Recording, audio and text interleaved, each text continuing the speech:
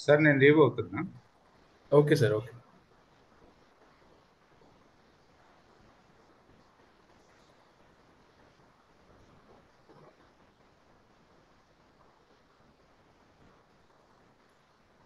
నా స్క్రీన్ కనిపిస్తుందా?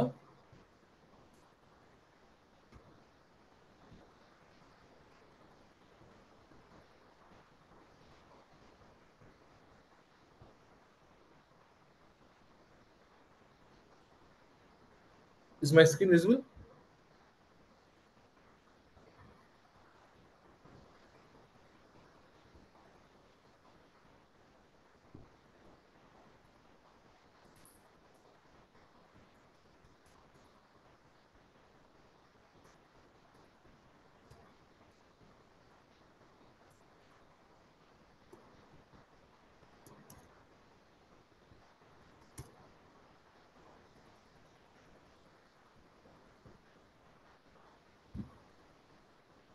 Okay. Fine. So, ఇవాళే జాయిన్ అయిన వాళ్ళకి ఇంట్రడక్షన్ ఏంటంటే, నేను మీకు tutor. So, I will be teaching you the react JS course. So, నా పేరు Dinesh Reddy. So, 5 years experience ఉంది. నాకు work experience and 2 years teaching experience ఉంది. అయితే ఏంటంటే ఇక్కడ యెస్టర్‌డే నేను మీకు కోర్స్ యొక్క స్ట్రక్చర్ ఎలా ఉంటుందో చెప్పాను. ఏ విధంగా ఉండబోతుందని నేను మీకు చెప్పాను. అండ్ నా టీచింగ్ స్ట్రాటజీ ఎలా ఉంటుంది, స్టైల్ ఎలా ఉంటుంది కూడా చెప్పాను. వై, వెన్, వాట్ ఎవ్రీ కాన్సెప్ట్‌కి మనం ఈ 3 క్వెషన్స్ కవర్ చేస్తూ మనం వెళ్తాము. ఆల్సో ఎవ్రీ మైన్యూట్ డీటెయిల్స్ డెప్త్‌గా వెళ్తాం కాన్సెప్ట్స్ అనేవి ఇలా పైపైన కాకుండా. Moreover like to clear the interview questions ఎలా అడుగుతారు. ఆ యొక్క పాత్‌లో మనం ఆ యొక్క వేలో మనం చూస్తూ క్వెషన్స్‌ని గాని, కాన్సెప్ట్స్‌ని గాని ఈజీగా అండ్ మర్చిపోకుండా పర్ఫెక్ట్‌గా అర్థమయ్యేటట్టు మనం ఎళ్తాం మనం ఈ కోర్స్‌లో అనేది.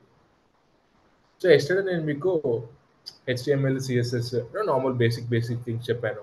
What is HTML? హెచ్‌టీఎంఎల్ లోపల ఎవ్రీ లైన్ ఎందుకు యూజ్ చేస్తాం? ఆ డాక్యుమెంట్ టైప్ ఎందుకు వాడతాం? మెటా ట్యాగ్ ఎందుకు వాడతాం?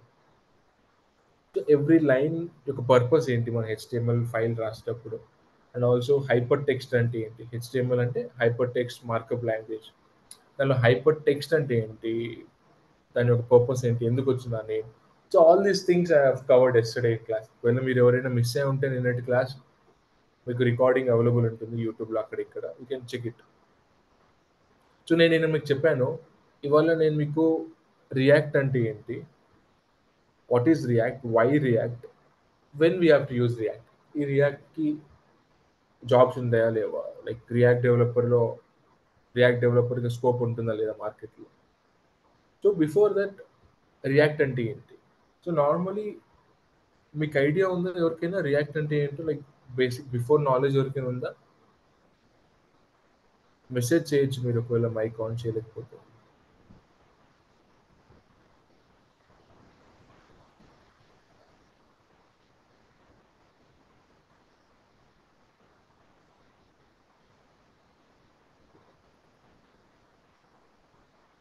నో. ఓకే. ఫైన్. సో, మీకు హెచ్‌టీఎంఎల్, సీఎస్ఎస్, జావాస్క్రిప్ట్ అయితే ఐడియా ఉంది కదా!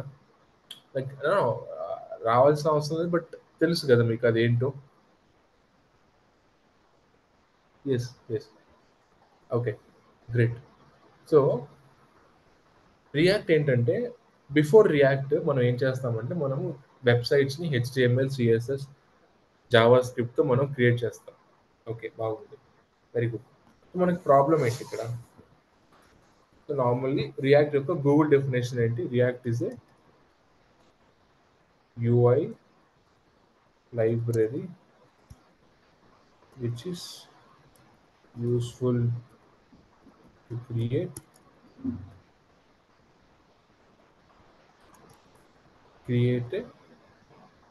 a dynamic and reusable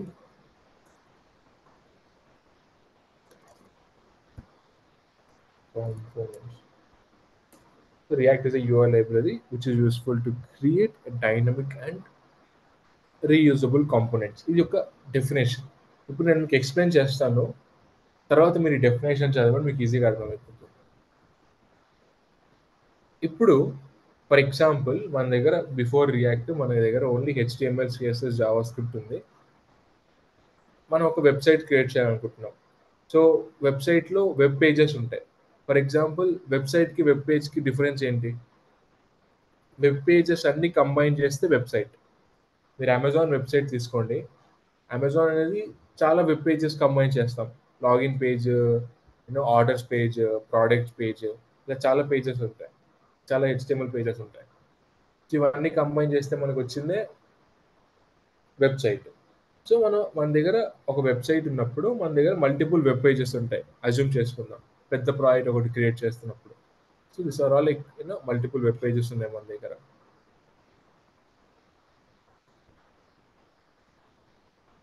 మన దగ్గర టెంపరీగా మనం 4 వెబ్ పేజెస్ ఉన్నాయి అనుకుందాం ఫర్ ఎగ్జాంపుల్కి.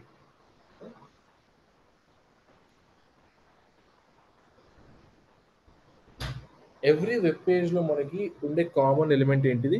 nav bar. మీరు ఒకసారి ఇక్కడ చూసినట్టయితే అమెజాన్ వెబ్సైట్ ఇక్కడ చూడండి. అమెజాన్ వెబ్సైట్ చూసినట్టయితే మనకి ఈ nav బార్ ఏదైతే ఉందో, నా కర్సర్ చూడండి, ఈ nav బార్ ఏదైతే ఉందో దిస్ ఈస్ కామన్. నేను ఏ పేజ్కి వెళ్ళినా కానీ నాకు ఈ nav బార్ అనేది అలానే ఉంటుంది. కింద ఉండే ఆ హోమ్ పార్ట్ అనేది చేంజ్ అవుతూ ఉంటుంది. లైక్ స్ట్రక్చర్ ఆఫ్ HTML లో మనకి పైన nav బార్ ఉంటుంది, తర్వాత హోమ్ సెక్షన్ ఉంటుంది, తర్వాత ఫుటర్ ఉంటుంది. కాబట్టి సో ఒక నార్మల్ వెబ్సైట్ తీసుకున్నప్పుడు కానీ డిఫరెంట్ పేజెస్కి మనం మారుతున్నా కానీ మనకి ఈ nav బార్ అనేది కాన్స్టెంట్ ఉంటుంది. Right, even if I go back again like some other product open చేసినా కానీ నాకు ఈ nav బార్ అనేది కాన్స్టెంట్ ఉంది. రైట్, సో డిఫరెంట్ పేజెస్లో కూడా మనకి సేమ్ nav బార్ ఉంది. నార్మల్గా మనకి రియాక్ట్ లేకముందు మనం ఎలా అచీవ్ చేస్తాం అది? నార్మల్లీ nav కాంపోనెంట్ వాడి ఎవ్రీ HTML లో మనము nav కాంపోనెంట్ యాడ్ చేస్తాం ఇలా, అవునా?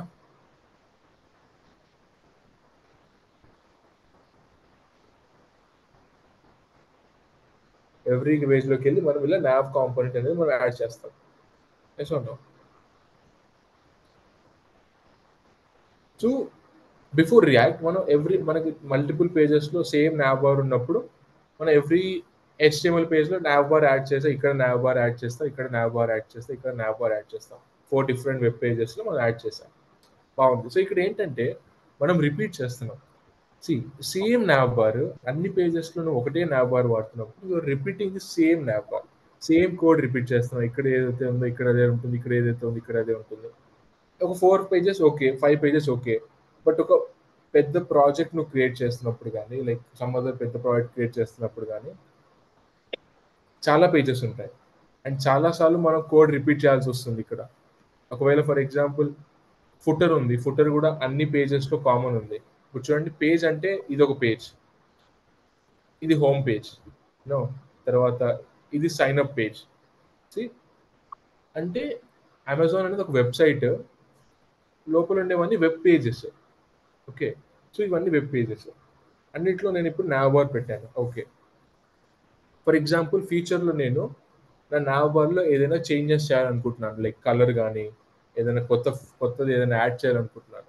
పాయింట్ ఏంటంటే మనం nav బార్ యొక్క కోడ్ అన్నిట్లో ఒకటే కాపీ పేస్ట్ చేశాం కాబట్టి ఒక దగ్గర చేంజ్ చేస్తే you have to repeat it again and again in every page.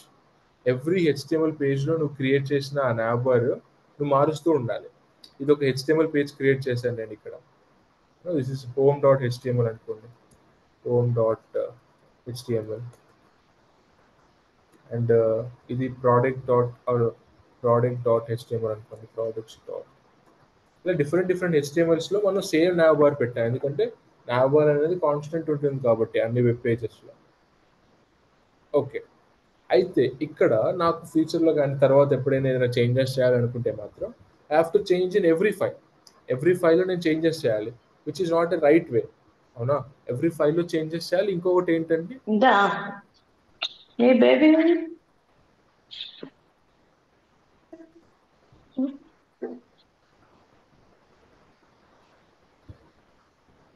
Yes, every ఫైల్లో నేను చేంజెస్ చేయాలి.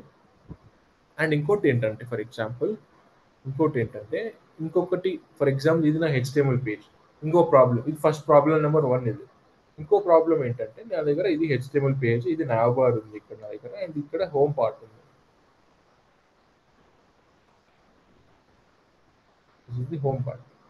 సో బిఫోర్ ఏంటంటే మనకి రియాక్ట్ లేనప్పుడు ఏదైనా మనం ఒక్క పార్ట్ అప్డేట్ చేస్తే, ఈ హోమ్ సెక్షన్‌లో నేను ఏదైనా క్లిక్ ఈవెంట్ చేసి చేంజ్ చేశాను. అప్డేట్ చేసినప్పుడు నా హెచ్టిఎంఎల్ పేజ్ మొత్తం మళ్ళీ ఫస్ట్ నుంచి పార్స్ అయితుంది. మొత్తం మళ్ళీ ఎగ్జిక్యూట్ అయితుంది.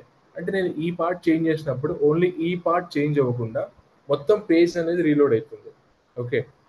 సో అదొక సెకండ్ ప్రాబ్లమ్. ఇప్పుడు ఫస్ట్ ప్రాబ్లమ్ ఒక మెయిన్ కేస్ చూద్దాం ఎలా సాల్వ్ అవుతుందని చెప్పి. So same nav bar different different పేజెస్‌లో వాడుతున్నాము. కోడ్ కాపీ పేస్ట్ చేసావు. ఫ్యూచర్‌లో నీకు ఏదైనా చేంజ్ చేయాలనుకున్నప్పుడు నువ్వు ఎక్కడెక్కడైతే nav బార్ కోడ్ రాసావో అన్ని చోట్ల నువ్వు మార్చాలి. అవునా? సో దానికి మన సొల్యూషన్ ఏంటంటే మనం ఏం చేస్తామంటే ఈ పర్టిక్యులర్ nav బార్ అనేది మనం ఏం చేస్తామంటే ఈ పర్టిక్యులర్ nav బార్ అనేది మనము కాపీ చేసి ఒక ఫైల్‌లో రాస్తాను నేను. ఆ ఫైల్‌కి నేను ఏమి ఇస్తానంటే nav.html అని ఇస్తాను ఇనిషియల్లీ. nav.html అని ఇచ్చి ఓన్లీ ఈ హెచ్‌టిఎంఎల్‌లో ఓన్లీ nav బార్ ఒకటే పెడతాను. ఇంకేం లేదు. ఈ హెచ్‌టిఎంఎల్ ఓన్లీ నేను nav బార్ ఒకటే పెడతాను. ఏమి ఉండదు.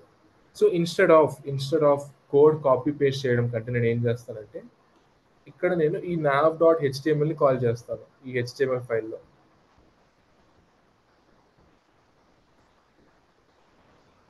సో అప్పుడు నాకు ఏమొస్తుందంటే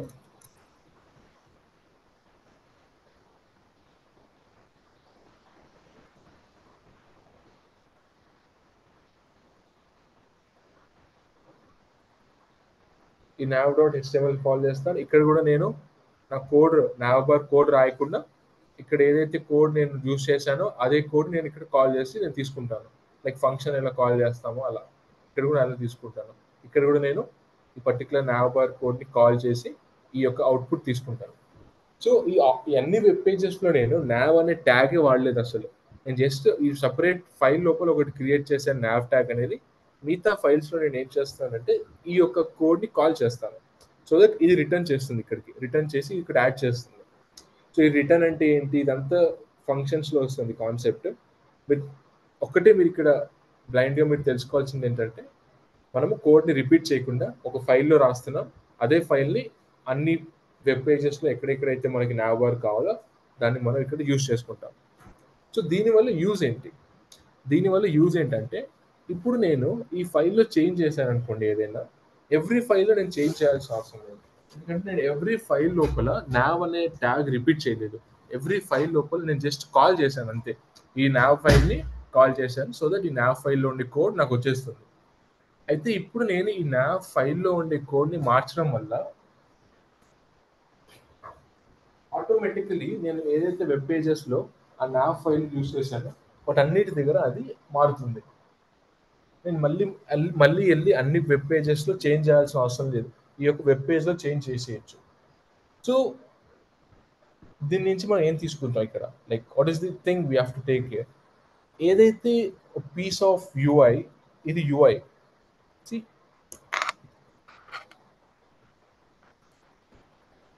ఇది యూఐ. ఇప్పుడు ఏదైతే nav బార్ ఉందో ఇది యూఐ అంటాం. User interface. ఇది హోమ్ సెక్షన్ ఉందో దీని ఒక యూఐ అంటాం. ఏదైతే ఫుటర్ ఉందో ఇక్కడ ఇదొక యూఐ అంటాం. అంటే పీస్ ఆఫ్ యూఐ. అంటే ఇప్పుడు ఒక వెబ్‌సైట్ తీసుకోండి దాంట్లో మల్టిపుల్ పార్ట్స్ ఉంటాయి. nav part, footer part, home part అని చెప్పి. సో ఈ nav పార్ట్ అనేది ఒక యూఐ. ఒక piece of HTML.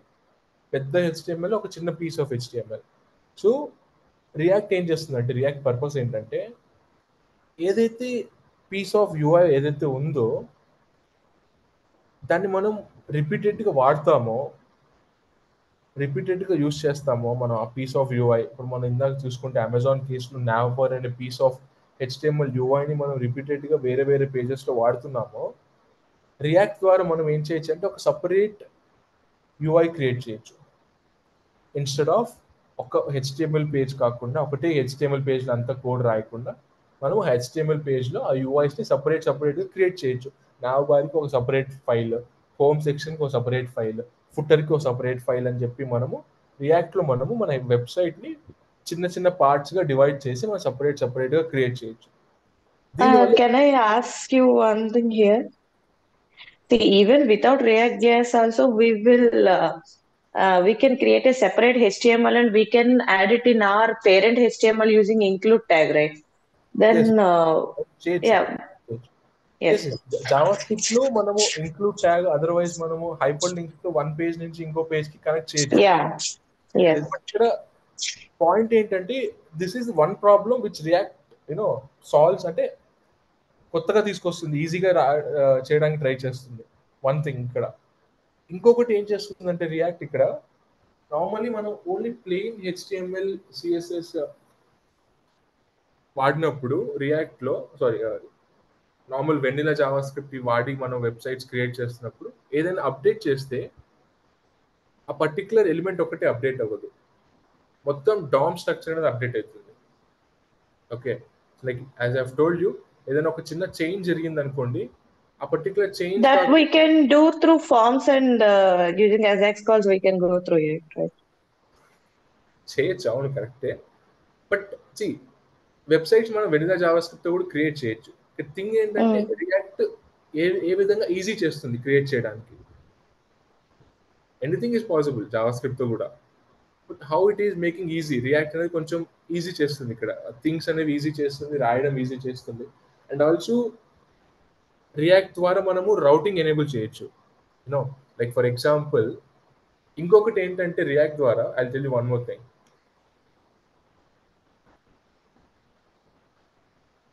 React is a single page application అంటారు నార్మల్లీ.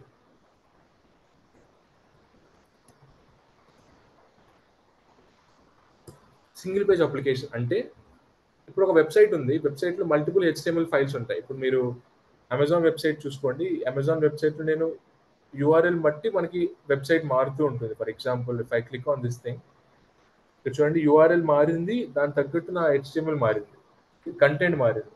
సో నార్మల్గా బిఫోర్ జావా స్క్రిప్ట్ వాడుతున్నప్పుడు మనం 3 డిఫరెంట్ హెచ్టిఎంఎల్ ఫైల్స్ క్రియేట్ చేస్తాం, ఒకదాని నుంచి ఇంకో దానికి లింక్ చేస్తాం, ఈ విధంగా లింకింగ్ ఉంటుంది. అదర్వైజ్ మనం కండిషనల్గా కూడా ఒక హెచ్టిఎంఎల్ ఫైల్ చేంజెస్ చేయొచ్చు. బట్ ఇక్కడ పాయింట్ ఏంటంటే ఐడియల్ వేలో బిఫోర్ రియాక్ట్లో మనకి ఎలా ఉంటుండే అంటే డిఫరెంట్ హెచ్టిఎంఎల్ ఫైల్స్ క్రియేట్ చేసి ఒక హెచ్టిఎంఎల్ ఫైల్ నుంచి ఇంకో హెచ్టిఎంఎల్ ఫైల్కి లింక్ చేస్తారు, హైపర్ లింక్ వాడి కాన్సెప్ట్. రియాక్ట్ అనేది సింగిల్ పేజ్ అప్లికేషన్ వల్ల మనం ఇక్కడ ఫర్ ఎగ్జాంపుల్ ఎస్ ఇది రౌట్ అనుకోండి,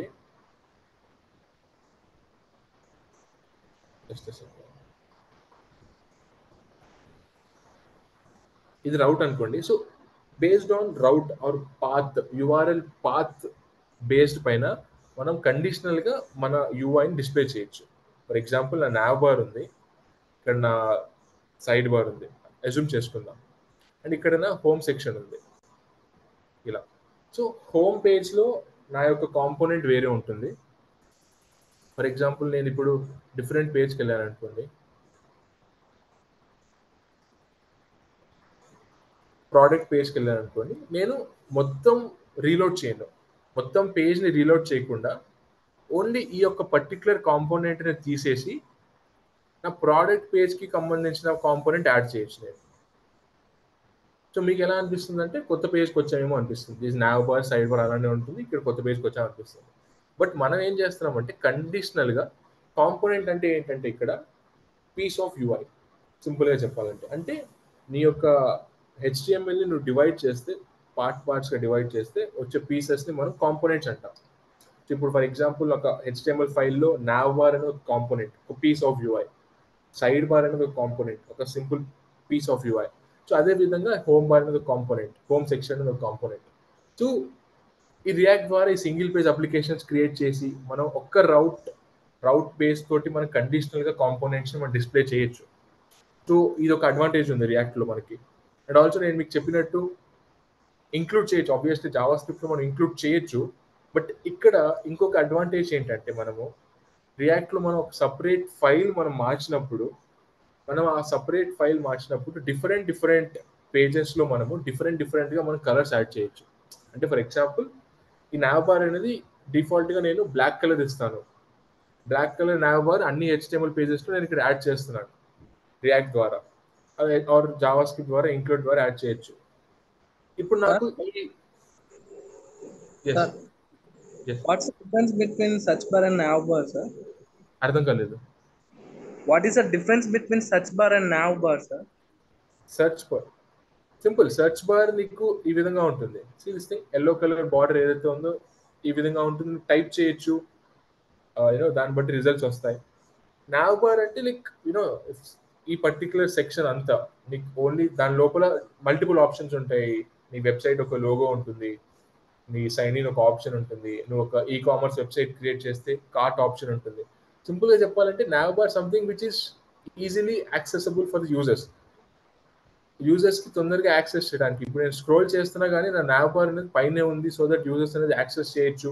ఏదైతే ఇంపార్టెంట్ థింగ్స్ అనేవి నువ్వు స్క్రోల్ చేసినా కానీ యూజర్స్కి యాక్సెస్ చేయగలగాలి అన్న థింగ్స్ని మనం నావ్ బార్లో యాడ్ చేస్తాం. ఓకే, సెర్చ్ బార్ అనేది నావ్ బార్ లోపల యాడ్ చేస్తాం. అండ్ ఆల్సో మనం ఎక్కడైనా యాడ్ చేసుకోవచ్చు, బట్ సెర్చ్ బార్ అనేది లోపల మనం ఇన్పుట్ ఫీల్డ్స్ ఇస్తూ ఉంటాం, టైప్ చేస్తూ ఉంటాం. నావ్ బార్ అనేది ఇచ్చే normal HTML tag, now tag వాటి దాని లోపల మనం ఇన్పుట్స్ కానీ లోగోస్ కానీ కంటెంట్ కానీ యాడ్ చేస్తూ ఉంటాం. Okay, Can I add one more point here? Navigation అంటే బేసిక్ గా ఎక్కడికి వెళ్ళాలో నీకు చెప్పేది. ఇప్పుడు ఎగ్జాక్ట్లీ. మనం ఎక్కడికైనా వెళ్ళాలి అంటే గూగుల్ మ్యాప్స్ నావిగేట్ చేస్తుంది, ఇక్కడికి వెళ్ళండి. అలాగే ఇక్కడ ఈ వెబ్సైట్ లో నువ్వు మెన్స్ క్లోత్స్ వాడాలి అంటే మెన్స్ కి నావిగేట్ చేసే ఆప్షన్ అందులో ఉంది. So that is now bar. అంటే ఆ ఒక పర్పస్ కూడా ఉంటుంది, బట్ ఇక్కడ మనం ఈ నావ్ బార్లో చూసుకుంటే ఈ పర్పస్ ఉంది. మనం ప్రోడక్ట్స్కి షిఫ్ట్ అవ్వచ్చు, అది షిఫ్ట్ చేయొచ్చు. బట్ సమ్ అదర్ వెబ్సైట్స్లో నావిగేషన్కే కాదు, ఇంకో వేరే పర్పస్ సర్చింగ్కి కూడా వాడతాయి. ఇప్పుడు ఇంకొకరి వెబ్సైట్స్ తీసుకోండి, ఓన్లీ సెర్చ్ బార్ ఒకటే ఉంటుంది. ఆ ప్రోడక్ట్స్ని సెర్చ్ చేస్తూ ఉంటాం డిఫరెంట్ పేజెస్ లేకపోయినప్పుడు. ఒకవేళ ఆబ్వియస్లీ దగ్గర మల్టిపుల్ పేజెస్ ఉన్నప్పుడు మన దగ్గర ఇక్కడ అబౌట్ పేజ్ ఉంటుంది, సైన్ అప్ పేజ్ ఉంటుంది, ఇంకొక పేజ్ ఉంటుంది. వాటికి నావిగేట్ చేయడానికి వాటికి సంబంధించిన ఇంపార్టెంట్ లింక్స్ అని మనం ఇక్కడ యాడ్ చేస్తాం. అది కూడా ఉంది. నేమింగ్ బట్టి మనం నావిగేషన్ అన్నప్పుడు డిఫరెంట్ పేజెస్కి నావిగేట్ అయ్యే యూస్ఫుల్ థింగ్స్ అన్ని మనము ఆ నావ్ బార్లో యాడ్ చేస్తాం. సెర్చ్ బార్ అనేది నార్మల్లీ మనకు కావాల్సిన రిజల్ట్స్ ఏదైతే మనం ఫిల్టర్ చేయాలనుకున్నా కానీ సెర్చ్ చేయాలనుకున్నా కానీ ఆ ఇన్పుట్ HTML ఏదైతే ఇన్పుట్ ట్యాగ్ ఉందో ఆ ఇన్పుట్ ట్యాగ్ వాడి మనం సెర్చ్ చేస్తూ ఉంటాం రిజల్ట్స్ అనేవి. క్లియర్ డిఫరెన్స్ అర్థమైంది search bar, now bar and search bar. Okay, I was saying something. So ఈ నావ్ బార్ అనేది మనం సపరేట్ ఒక ఫైల్తో మనం ఎక్స్ట్రాక్ట్ చేసి పెట్టాం కాబట్టి మనము ఈ యొక్క కాంపోనెంట్ని ఏం చేయొచ్చు అంటే డిఫరెంట్ వేస్గా వాడుకోవచ్చు. అంటే ఫర్ ఎగ్జాంపుల్ ఈ పేజ్లో ఉన్నప్పుడు నాకు బ్యాక్గ్రౌండ్ కలర్ వైట్ ఉండాలి, ఈ పేజ్లో ఉన్నప్పుడు నాకు బ్యాక్గ్రౌండ్ కలర్ గ్రీన్ ఉండాలి, ఈ పేజ్లో ఉన్నప్పుడు నాకు బ్యాక్గ్రౌండ్ కలర్ రెడ్ ఉండాలి. మనము ఒక కాంపోనెంట్ ఆర్ ఆ ఫైల్కి మనం కొన్ని ప్రాపర్టీస్ పంపించచ్చు. అంటే ఈ ఫైల్ లోపల నావ్ బార్ ఉంటుంది, మనం కొన్ని డీటెయిల్స్ మనం ఇది చెప్పొచ్చు నావ్ బార్కి. నువ్వు ఎప్పుడైతే ఏదైనా పేజ్ మీద మౌంట్ అయితే ఏదైనా పేజ్ మీద నేను యూజ్ చేస్తున్నాడో మనం ఆ కొన్ని డీటెయిల్స్ పంపించచ్చు ఈ నావ్ బార్కి. బ్యాక్గ్రౌండ్ కలర్ ఇది ఉండాలి, అది ఉండాలి అని చెప్పి. సో నీ కాంపోనెంట్ని రీయూజ్ చేయొచ్చు అండ్ ఆల్సో నీ కాంపోనెంట్ని రిక్వైర్మెంట్ తగ్గట్టు మార్చుకోవచ్చు. నీ సేమ్ యూఐని ఒక ఫైల్లో నువ్వు ఎక్స్ట్రాక్ట్ చేసి పెట్టి యూ కెన్ సేమ్ యూఐని నువ్వు రీయూజ్ చేయొచ్చు అండ్ ఆల్సో నీ రిక్వైర్మెంట్ తగ్గట్టు నువ్వు మార్చుకోవచ్చు. నీ హైట్, విడ్త్, ఎవ్రీథింగ్ నువ్వు చేంజ్ చేసుకోవచ్చు. ఒక్కొక్క పేజ్లో ఒక్కొక్కలాగా నువ్వు డిస్ప్లే చేయొచ్చు దాన్ని. నీకు ఎలా అయితే నువ్వు దానికి డీటెయిల్స్ పంపిస్తావో, అడిషనల్ ఇన్ఫర్మేషన్స్ ఇస్తూ ఉంటావు ఆ కాంపోనెంట్కి, ఇదంతా మనము ఫంక్షన్స్ ద్వారా ఇన్పుట్స్ ద్వారా ఇస్తూ ఉంటాం. ఇప్పుడు మీకు కొంచెం కన్ఫ్యూజన్గా ఉండొచ్చు ఎవరికైతే కొత్తగా ఉంటుంది ఇదంతా. జస్ట్ వినండి అంతే, మీకు ఒక పాయింట్ దగ్గర మీకు క్లారిటీ వస్తుంది. సో ఇట్లాంటి కాంపోనెంట్స్ మనం ఏదైతే సపరేట్గా ఎక్స్ట్రాక్ట్ చేసామో ఈ పర్టికులర్ నావ్ బార్ని డిఫరెంట్ ప్లేసెస్లో మనం యూజ్ చేయొచ్చు అండ్ ఆల్సో మనం మన తగ్గట్టు రీస్ట్రక్చర్ చేసుకోవచ్చు. ఓకే, ఇది ఒక అడ్వాంటేజ్ ఉంటుంది మనకి రియాక్ట్లో. నీ కాంపోనెంట్ని నువ్వు మార్చుకోవచ్చు, రీస్ట్రక్చర్ చేయొచ్చు. అండ్ ఆల్సో ఇంకొక థింగ్ ఏంటంటే ఫర్ ఎగ్జాంపుల్ మనం కాంపోనెంట్స్ మధ్య డేటాని పాస్ చేయొచ్చు. ఫర్ ఎగ్జాంపుల్ నా దగ్గర నావ్ బార్ ఉంది, this is the nav bar and this is the home section. Okay, మీకు ఇంకొకటి చెప్తాను. మీరు క్రియేట్ చేసిన React application at the end of the day అది జావా స్క్రిప్ట్గానే మారుతుంది. Browser can only understand HTML, CSS and JavaScript. React ఏంటంటే it's a different form of writing అంతే, సింపుల్గా చెప్పాలంటే. మీకు ఆల్రెడీ కొంతమంది డెవలపర్స్ ఏం చేశారంటే కొన్ని ప్రీడిఫైన్డ్ క్లాసెస్, ప్రీడిఫైన్డ్ ఫంక్షన్స్ వాళ్ళు క్రియేట్ చేసి పెట్టారు. సో వాటిని మనం యూజ్ చేసుకొని క్రియేట్ చేస్తాం ఈజీగా కోడ్ రాయడానికి, సింపుల్గా చెప్పాలంటే. అది ఎండ్ ఆఫ్ ది డే నీకు అది జావా స్క్రిప్ట్ గానే కన్వర్ట్ అవుతుంది. అది నీ రియాక్ట్ నువ్వు రాసిన కోడ్ ఏదైతే ఉందో ఎండ్ ఆఫ్ ది డే అది HTML ఫైల్ గానే మారాలి, జావా స్క్రిప్ట్ గానే మారాలి, స్క్రిప్ట్ ట్యాగ్ ఉండాలి, అటాచ్ చేయాలి. సో మనం ఏమి కొత్త లాంగ్వేజ్ రాయట్లేదు, కొత్త థింగ్ ఏది డిస్కవర్ చేయట్లేదు. ఇక్కడ ఆల్రెడీ ఉన్నదాన్ని మనం డిఫరెంట్ వేగా రాస్తున్నాం. బై ది ఎండ్ మనకు అది అదే విధంగా కన్వర్ట్ అవుతుంది, జావా స్క్రిప్ట్ అని కన్వర్ట్ అవుతుంది. గుర్తుపెట్టుకోండి, రియాక్ట్ అనేది సపరేట్ లాంగ్వేజ్ కాదు, it's a library, Java script library. అది జావా స్క్రిప్ట్ లైబ్రరీ అంటే ఏంటి? లైబ్రరీ అంటే ఆల్రెడీ కొంతమంది మనకి ఫైల్స్ కానీ, ఫంక్షన్స్ కానీ, క్లాసెస్ కానీ, కొన్ని ప్రీడిఫైన్డ్ క్లాసెస్ కానీ, ప్రీడిఫైన్డ్ లైబ్రరీస్ కానీ, predefined classes and predefined functions మనకి క్రియేట్ చేసి ఉంచారు. మనం ఏం చేస్తామంటే ఆ లైబ్రరీ వాడుతున్నామంటే మనం ఆ ప్రీడిఫైన్డ్ క్లాసెస్, ఆ ప్రీడిఫైన్డ్ ఫంక్షన్స్ని మనం యూజ్ చేస్తున్నట్టు. నార్మల్ జనరల్ టర్మ్ తీసుకోండి, లైబ్రరీ యొక్క జనరల్ టర్మ్ డెఫినేషన్ ఏంటిది? ఆల్రెడీ ప్రీడిఫైన్డ్ బుక్స్ ఉంటాయి, కంటెంట్ ఉంటుంది, మీరు వెళ్ళి చదువుకోవచ్చు, యూజ్ చేసుకోవచ్చు. సేమ్ అదేవిధంగా జావా స్క్రిప్ట్ లైబ్రరీ అంటే కొంతమంది డెవలపర్స్ ఆల్రెడీ కొన్ని క్లాసెస్, కొన్ని ఫంక్షన్స్ క్రియేట్ చేసి పెట్టారు, మీరు వెళ్ళి యూజ్ చేసుకోవచ్చు. లైక్ లైబ్రరీకి వెళ్ళినప్పుడు మీకు కొంతమంది ఆథర్స్, నోవెల్స్, రైటర్స్ అంతా కంటెంట్ రాసినట్టే మనం ఎలా చదువుతామో రియాక్ట్ జావా స్క్రిప్ట్ లైబ్రరీ అంటే అదే విధంగా ఉంటుంది. Predefine classes and predefine functions ఉంటాయి, మనం వాటిని యూజ్ చేస్తున్నట్టు ఇక్కడ. సో ఇక్కడ మనకి రియాక్ట్ అనేది by the end of the day ఇక్కడ జావా స్క్రిప్ట్ కోడ్ గానే కన్వర్ట్ అవుతుంది. ఏంటంటే ఇక్కడ the way you right is different and readability ఉంటుంది, కోడ్ రీడబుల్ ఉంటుంది, అండ్ ఆల్సో డీబగ్గింగ్ ఈజీ ఉంటుంది. ఇంకోటి ఏంటంటే కొన్ని ఫీచర్స్ ఉంటాయి, సింగిల్ పేజ్ అప్లికేషన్ మనం ఈజీగా అచీవ్ చేయొచ్చు. దట్ డజంట్ మీన్ మనం జావా స్క్రిప్ట్ అచీవ్ చేయలేము అంటే అలా ఏం లేదు, అచీవ్ చేయొచ్చు. బట్ ఏంటంటే టైం ఫ్యాక్టర్ ఒకటి ఉంటుంది, ఎంత టైంలో చేయగలుగుతున్నాం. ఒక వెబ్సైట్ని రియాక్ట్తో ఎంత ఈజీ అవుతుంది, ప్లెయిన్ జావా స్క్రిప్ట్ ఎంత ఈజీ అవుతుంది, అదొక ఫ్యాక్టర్ ఉంటుంది. కొలాబరేషన్, మల్టిపుల్ పీపుల్ ఒక ప్రాజెక్ట్ మీద వర్క్ చేస్తున్నప్పుడు ఏ విధంగా చేయొచ్చు అని మన రియాక్ట్తో మనకి ఈజీ టు కొలాబరేట్ ఉంటుంది, టీమ్ వర్క్ ఈజీగా చేయొచ్చు. ఒక పర్సన్ ఒక పర్టికులర్ కాంపోనెంట్ మీద వర్క్ చేయొచ్చు, ఇంకో పర్సన్ ఇంకో పర్టికులర్ కాంపోనెంట్ మీద వర్క్ చేయొచ్చు, రెండింటిని మనం యాడ్ చేయొచ్చు. సో ఈ విధంగా ఉంటుంది. ఎస్, కాంపోనెంట్ టు కాంపోనెంట్ మధ్య మనము కమ్యూనికేషన్ కూడా చేయొచ్చు. ఫర్ ఎగ్జాంపుల్ ఇది 2 డిఫరెంట్ కాంపోనెంట్స్ ఇది యాక్చువల్లీ. సో నార్మలీ మీరు ఎప్పుడైనా ఎన్ని వెబ్సైట్కి వెళ్ళినప్పుడు మీకు నావబాల్లో జనరలీ అన్నిట్లో కాదు మీ నేమ్ ఉంటుంది, మీరు లాగిన్ అయిన తర్వాత యూజర్ నేమ్ ఉంటుంది, Dinesh or Rajiv or something name ఉంటుంది ఇక్కడ మీకు. సో ఇక్కడ మీరు ఏం చేస్తారంటే ఈ పర్టికులర్ కాంపోనెంట్లో మీరు సర్వర్కి కాల్ చేసి సర్వర్ నుంచి డేటా తీసుకొచ్చి సర్వర్ రిటర్న్ చేసిన యూజర్ నేమ్ ఇక్కడ మీరు చూపిస్తారు. డన్, బాగుంది. ఒకవేళ మీకు సేమ్ నేమ్ మీరు యూజ్ చేయాలి డిఫరెంట్ కాంపోనెంట్లో అన్నప్పుడు మీరు ఇక్కడ కూడా యూజర్ యొక్క నేమ్ చూపాలనుకున్నప్పుడు మళ్ళీ ఈ కాంపోనెంట్లో సర్వర్ని కాల్ చేసి నేమ్ తీసుకురావడం కంటే మీరు ఈ కాంపోనెంట్ నుంచి ఈ కాంపోనెంట్కి పంపించచ్చు, పాస్ చేయొచ్చు, థింగ్స్ అనేవి సెండ్ చేయొచ్చు. సింపుల్గా చెప్పాలంటే కాంపోనెంట్ అనేది ఇక్కడ యూఐ, మనం డిఫరెంట్ ఫైల్స్లో కోడ్ని ఎక్స్ట్రాక్ట్ చేస్తున్నాం. సో ఒక ఫైల్ నుంచి ఇంకో ఫైల్ మధ్య మనం డేటా అనేది పాస్ చేయొచ్చు, రియాక్ట్ ప్రాప్స్ అనే ఒక కాన్సెప్ట్ యూస్ చేసి. Okay, so this thing is there. అంటే రియాక్ట్ అనేది మీకు ఒక లైన్లో చెప్పాలంటే మీరు ఇప్పుడు డెఫినేషన్ చదివితే చూడండి, ఇట్స్ యూఐ లైబ్రరీ ఆబ్వియస్లీ, ఎందుకంటే మనకి కొన్ని ప్రీడిఫైన్డ్ క్లాసెస్, ప్రీడిఫైన్డ్ ఫంక్షన్స్ మనకు ప్రొవైడ్ చేస్తుంది కాబట్టి, which is useful to create dynamic and reusable components.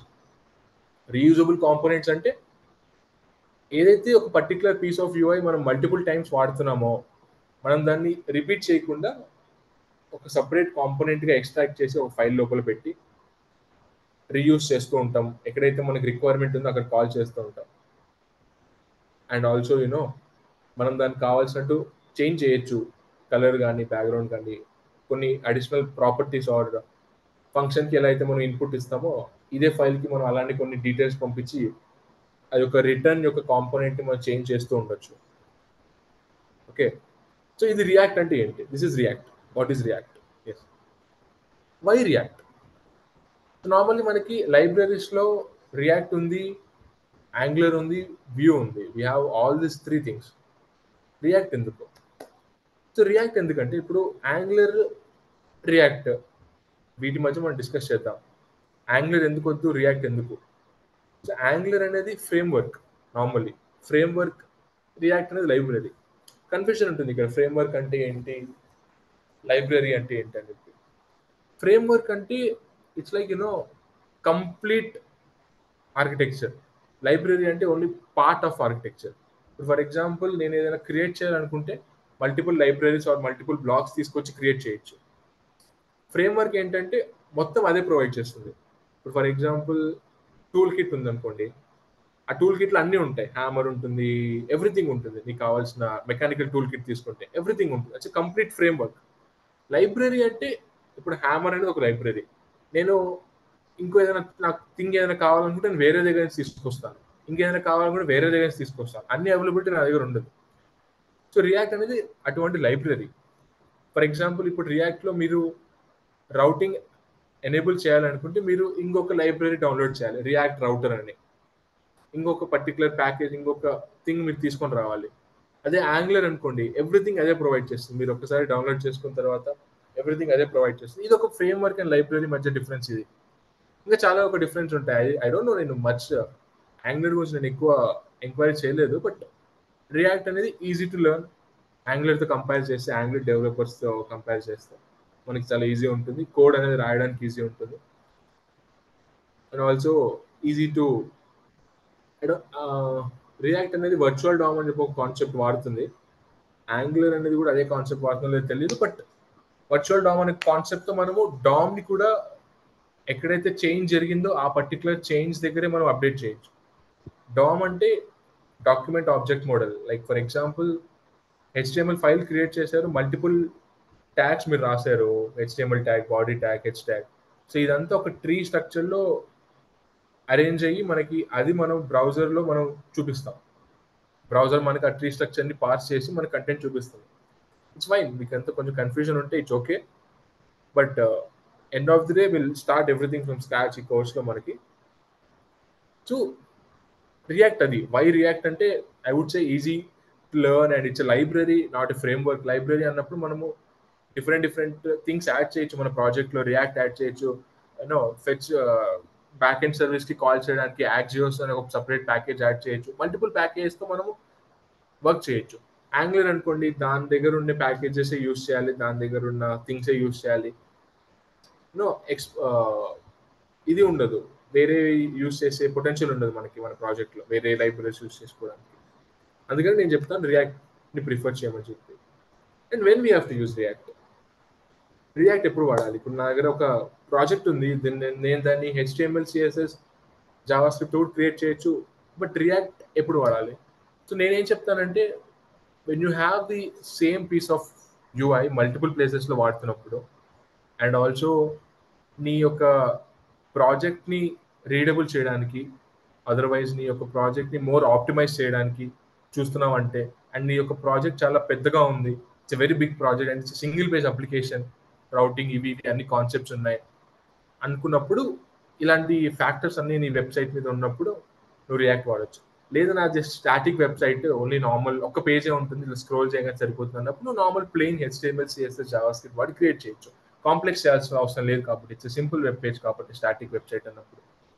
లేదు నా దగ్గర మల్టిపుల్ వెబ్ పేజెస్ ఉన్నాయి, నేను సేమ్ కాంపోనెంట్ వాడచ్చు, సేమ్ UI ఉండొచ్చు, డిఫరెంట్ స్ట్రక్చర్ ఉంటుంది, డిఫరెంట్ కలర్స్ ఉంటుంది, అండ్ ఆల్సో రౌటింగ్ అనే ఒకటి కాన్సెప్ట్ యాడ్ చేస్తున్నాను నా ప్రాజెక్ట్లో. రౌటింగ్ అంటే సింపుల్గా చెప్పాలంటే డిఫరెంట్ URLస్కి డిఫరెంట్ కంటెంట్ వస్తుంది, దాన్ని మనం రౌట్ అంటాం. సో ఇలాంటి కేసెస్ మీకు మీ ప్రాజెక్ట్లో ఫ్యాక్టర్స్గా డిపెండ్ అయినప్పుడు మీరు రియాక్ట్ అనేది యూస్ చేయొచ్చు. క్లియర్? ఐ నో ఇఫ్ మీరు కొంచెం కొత్తగా ఈ ఫ్రంట్ ఎండ్కి కొత్త HTML, CSS, జావాస్క్రిప్టే ఐడియా ఉంది, బేసిక్ ఐడియా ఉంది అన్నప్పుడు మనకి మీకు కొంచెం కన్ఫ్యూజన్ ఉంటుంది. బట్ పాయింట్ ఏంటంటే, నేను మీకు ఇది ఎందుకు చెప్పానంటే, ఇప్పుడు మీకు ఒక అండర్స్టాండింగ్ ఉండాలి. లైక్ ఒక కోర్స్ మనం నేర్చుకుంటున్నాం అంటే ఏం నేర్చుకుంటున్నాం, ఇన్స్టెడ్ ఆఫ్ ఎన్ని రోజులు నేర్చుకుంటున్నాం. రోజులు పక్కన పెట్టండి, ఏం నేర్చుకుంటున్నాం ఫస్ట్ ఆఫ్ ఆల్. సో ఇప్పుడు మీకు ఒక క్లారిటీ ఉంటుంది, ఒక రియాక్ట్ అనే కాన్సెప్ట్, జావాస్క్రిప్ట్ లైబ్రరీ, దాన్ని యూస్ చేసి మనము సపరేట్ ఫైల్స్ లాగా క్రియేట్ చేస్తూ, సపరేట్ కాంపోనెంట్స్ క్రియేట్ చేస్తూ, అన్ని రౌటింగ్ అనే కాన్సెప్ట్ ఒక పేజ్లోనే కండిషనల్గా ఆ URL బట్టి కాంపోనెంట్స్ యాడ్ చేస్తాం. ఆర్ అ పీస్ ఆఫ్ యూఐని యాడ్ చేస్తామని చెప్పి మనకు క్లారిటీ వచ్చింది ఇప్పుడు, రైట్? ఏమైనా డౌట్స్ ఉన్నాయా?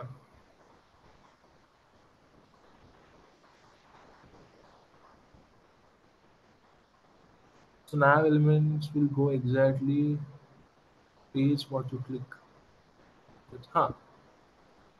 అంతే Abhiram. Click nav elements navigation and also some other important things, search bars కానీ ఇవి ఏదైనా యాడ్ చేయాలనుకుంటే మీరు నావ్లో యాడ్ చేయొచ్చు.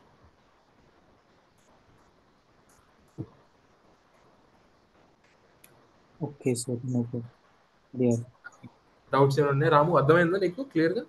Yes sir.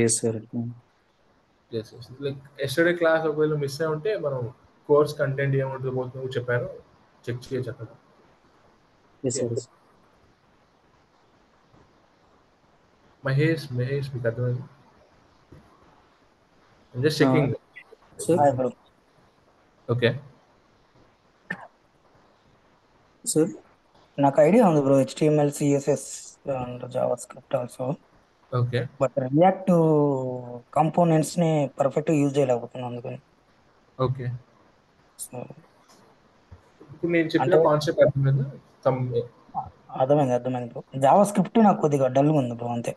స్క్రిప్టింగ్ బాగా వస్తే రియాక్ట్ కాంపోనెంట్స్ యూజ్ చేసి మనమే క్రియేట్ చేయొచ్చు అప్లికేషన్ కూడా. బట్ ఎస్ దాని మీద ఇంకా ఎక్కువ ఎక్సర్సైజ్ చేయాలంటే ప్రాపర్గా చెప్పేవాళ్ళు కావాలి కదా బ్రో, అందుకనే మీ క్లాసెస్ జాయిన్ అయ్యాను. ఎగ్జాక్ట్లీ. సో బిఫోర్ రియాక్ట్ కదా మనకి జావా స్క్రిప్ట్ అని చాలా ఇంపార్టెంట్ ఫ్యాక్టర్ ఇక్కడ కూడా. సో క్లాస్ నువ్వు జాయిన్ అయ్యావు, నిన్న డెమో జాయిన్ అయ్యావా? నిన్న ఎండ్ అంటే ఒక 15 minutes ఉన్నప్పుడు జాయిన్ అయినా యాక్చువల్గా.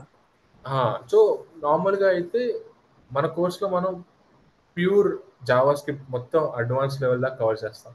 Like you know data structures in JavaScript cover చేస్తాం for problem solving and interview purpose కోసం.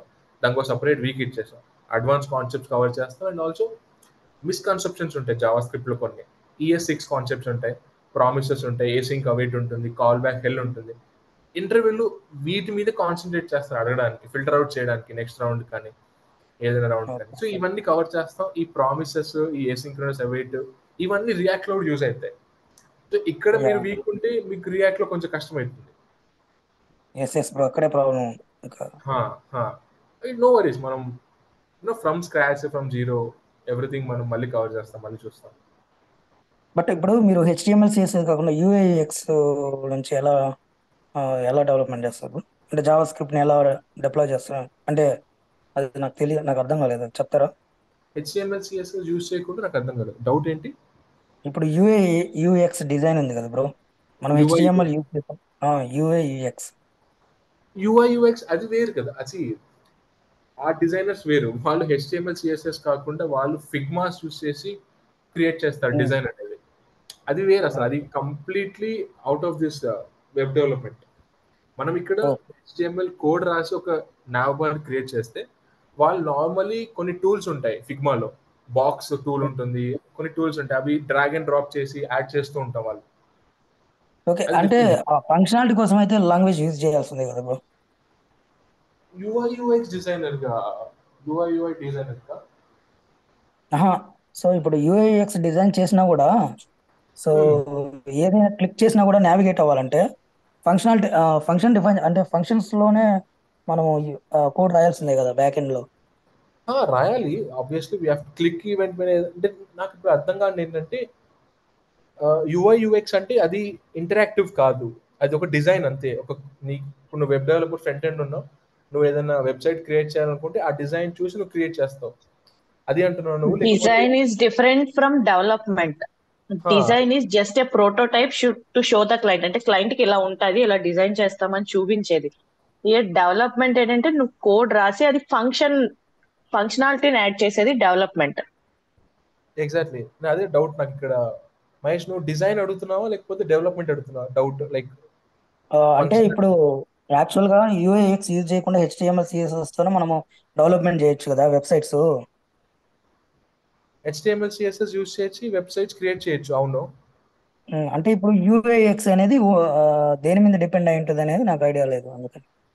It's different. అది డిఫరెంట్. It's different thing. అది డిజైన్. అది నీకు జావా స్క్రిప్ట్ కాన్సెప్ట్స్ రావాల్సిన అవసరం లేదు. అదంతా సపరేట్ వేరే జోనర్ అదంతా. అదే డిజైన్, ఫిగ్మాస్, ఇవన్నీ టూల్స్, అడోబ్, ఫోటోషాప్స్, ఇవన్నీ చాలా చాలా ఉంటాయి దాంట్లో. ఓకే దీంతో రిలేషన్ ఉండదు మనకి. Okay okay okay bro, one minute. Actually మనకి జావా స్క్రిప్ట్ అంటే ఫంక్షన్స్, లూప్స్ అన్నీ ఉన్నాయి. అదే విధంగానే దీంట్లోనూ రియాక్ట్లోనూ ఉంటాయా? సి జావా స్క్రిప్ట్ లో నార్మల్లీ ఇక్కడ చాలా మంది కన్ఫ్యూషన్ ఏంటంటే మనం రియాక్ట్ లో రాసేది కూడా జావా స్క్రిప్టే. ఓకే రియాక్ట్ లో మనం వాడే కాన్సెప్ట్స్ అన్ని జావా స్క్రిప్ట్ కాన్సెప్ట్స్. అదేం సపరేట్ లాంగ్వేజ్ కాదు, సపరేట్ ఫర్ లూప్స్ కానీ సపరేట్ ఏమి ఉండవు. రియాక్ట్ లో కూడా మనము జావా స్క్రిప్ట్ కాన్సెప్టే వాడతాం. జావా స్క్రిప్ట్ యూస్ చేసే మనం రియాక్ట్ రాస్తాం. ఏంటంటే రియాక్ట్ అనే లైబ్రరీ మనం డౌన్లోడ్ చేసుకున్నప్పుడు నెట్ నుంచి మనకి కొన్ని క్లాసెస్, కొన్ని ఫంక్షన్స్ ప్రొవైడ్ చేస్తుంది. అవి మనం యూస్ చేసుకుంటాం అంతే. రీయూజబిలిటీ సపోర్ట్, ఫుల్ కోడ్ రాయకుండా రీయూజబిలిటీ యూస్ చేసుకోవడానికి రియాక్ట్ చేసి యూస్ చేస్తాం మేజర్. ఒక పర్పస్, వన్ పర్పస్, మొత్తం పర్పస్ అదే కాదు. రిపీట్ చేయకుండా రీయూజ్ చేసుకోవడానికి ఒక పర్పస్. అండ్ ఆల్సో ఇంకా చాలా పర్పస్ ఉంటాయి రియాక్ట్ వల్ల. Routing, single page application, condition బట్టి నీ కాంపోనెంట్స్ ని యాడ్ చేయడం, డిలీట్ చేయడం, ఇలా చాలా పర్పస్ ఉంటాయి. ఒక పర్పస్ నువ్వు అన్న point reusability. Okay okay okay రేపు కూడా ఇంకొక డెమో, రేపు థర్డ్ డెమో సెషన్ ఉంటుంది, అది కూడా జాయిన్ అవ్వండి. రేపు నేను మీకు ఒకసారి ప్రాక్టికల్గా చూపిస్తాను. ఒక రియాక్ట్ అప్లికేషన్ ప్రాజెక్ట్ స్ట్రక్చర్ ఇలా ఉంటుంది. కన్ఫ్యూజన్ ఉంటుంది కదా నార్మల్గా. ఎంటీ హెచ్టిఎంఎల్ పేజ్ ఉంటుంది ఇనిషియల్గా, దానిలో కాంపోనెంట్స్ ఎలా యాడ్ అవుతాయి. ఒక విఎస్ కోడ్లో ఒక ప్రాక్టికల్ ఎగ్జాంపుల్ ఒకటి చూపిస్తాను రియాక్ట్ది. అండ్ ఆల్సో లేకపోతే జావా స్క్రిప్ట్లో ఏదైనా టఫ్ కాన్సెప్ట్స్ ఉంటాయి చూసావా, లైక్ క్లోజర్స్ కానీ హాయిస్టింగ్ కానీ, టఫ్ ఆర్ కొంచెం కన్ఫ్యూజన్ కాన్సెప్ట్ ఏదైతే ఉంటే అదొకటి చెప్తాను. సో దట్ మీకు ఏ విధంగా నేను టీచ్ చేస్తాను అర్థమవుతుంది, ఏ విధంగా మనం వెళ్తాం అర్థమవుతుంది. I take this thing. జావా స్క్రిప్ట్లో ఉండే మిస్లేనియస్ కాన్సెప్ట్స్ ఉంటాయి కొన్ని, క్లోజర్స్ అవి ఇవి, ప్రామిసెస్, అసలు ఏంటి అవి ఒక బేసిక్ ఇస్తాను నేను మీకు ఓవర్వ్యూ. సో మీకు అర్థమవుతుంది నేను చెప్పిన ఆ అడ్వాన్స్ కాన్సెప్ట్ మీకు కన్వే అవుతుందో లేదా నా టీచింగ్ ద్వారా అని చెప్పి. రేపు కూడా జాయిన్ అవ్వండి, మీకు తెలుస్తుంది. Okay okay great. ఇంకేమైనా డౌట్స్ ఉన్నాయా? There is nothing. Shravani garu, మీకు ఏమైనా డౌట్స్ ఉన్నాయా? కోర్స్ రిలేటెడ్ ఏమైనా క్వశ్చన్స్ ఉన్నాయా?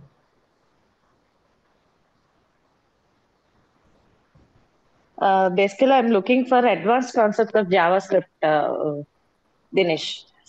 So, right, I'm also a working professional. So Okay. I have gone through all these things. Even now I'm working, but looking for a job switch. So want to go through the advanced concepts. See, how much? See, I heard you're only 5 years old experience in a corporate, right? So how much you are confident you can Okay. hold all those things? Exactly. See, basically 5 years experience, work experience ఉంది. But BTech ముందు నుంచి నేను ఈ react అనే దాని మీద నుంచి work చేస్తున్నాను. లైక్ లెర్న్ చేయడం కానీ, ఎక్స్పీరియన్స్ కానీ, కోడ్ చేయడం కానీ. కోడింగ్ అనేది నేను స్టార్ట్ చేసేది way before BTech first time నుంచి స్టార్ట్ చేశాను. వర్క్ ఎక్స్పీరియన్స్, కార్పొరేట్ ఎక్స్పీరియన్స్ అనేది నాకు 5 years ఉంది. So I hope 10% I can pull over the students or guide చేస్తాను నేను. అడ్వాన్స్ కాన్సెప్ట్ అయినా కదా గైడెన్స్ నేను చెప్పే, ఎందుకంటే మీకు పంపించే కోర్స్ స్ట్రక్చర్ లోనే నేను యాడ్ చేసే టాపిక్స్ మీరు చూడొచ్చు. Data structures and algorithms add చేస్తున్నాను, అసలు అడ్వాన్స్ కాన్సెప్ట్స్ యాడ్ చేస్తాను. పని చేయండి. రేపు నేను మీకు అడ్వాన్స్ కాన్సెప్ట్స్ జావా స్క్రిప్ట్ లో 2 కాన్సెప్ట్స్ చెప్తాను. సో దట్ మీకు క్లియర్ గా అర్థమవుతుందా లేదా, సో దట్ మీకు తెలుస్తుంది whether I can pull those advance concepts or not perfect లేదా అని చెప్పి మీకు ఒక ఐడియా వస్తుంది, పిక్చర్ వస్తుంది. మీకు రేపు తెలుస్తుంది క్లారిటీగా. సో ఇవాళ నేను ఏంటంటే కోర్స్ అవుట్కమ్ ద్వారా మనం ఏం నేర్చుకుంటాం, రియాక్ట్ అనేది ఏంటి అని ఒక కన్ఫ్యూజన్ లో ఉంటారు కాబట్టి నేను ఇది ఒక బేసిక్ ఓవర్వ్యూ ఇచ్చాను. I understood, but when it comes to today's session, what I have observed is you are concentrating on the who are learning it from scratch. Yes, exactly. Yeah, because even experienced professionals are there, and even freshers are there. So I understood that you are trying to, but that is the some waste of time for me, right? Because as అర్థమైంది. I'm aware, I want to more focus on this JavaScript and React only. Exactly. Yes. Yeah. I got it. So నాకు I'm అర్థమైంది. looking for only these two. Yeah it's okay. There is nothing issue. రేపు నేను మీకు advance concept JavaScript లో advance concept నేను మీకు చెప్తాను, so that మీకు అర్థమవుతుంది. And also Yeah, this sure. Thing ఎలా ఎగ్జిక్యూట్ అవుతుంది కోడ్ అనేది మనకి JavaScript back end engine లో, జావా స్క్రిప్ట్ ఇంజన్ లో కూడా మనకి కోడ్ అనేది లైన్ బై లైన్ ఎలా ఎగ్జిక్యూట్ అవుతుంది అనే concept, event loop, call back, call stock అని చెప్పి కొన్ని కాన్సెప్ట్స్ ఉంటాయి. అది కూడా ఎక్స్ప్లెయిన్ చేస్తాను మీకు. సో మీకు క్లియర్ పిక్చర్ ఉంటుంది ఎంత అడ్వాన్స్ ఉండబోతుంది ఈ కోర్స్, ఎంత డెప్త్ గా మనం నేర్చుకుంటాం అని చెప్పి. Yeah, sure. Thank you. Okay, చలో, thank you. Okay guys, bye, have a nice day. Thank you.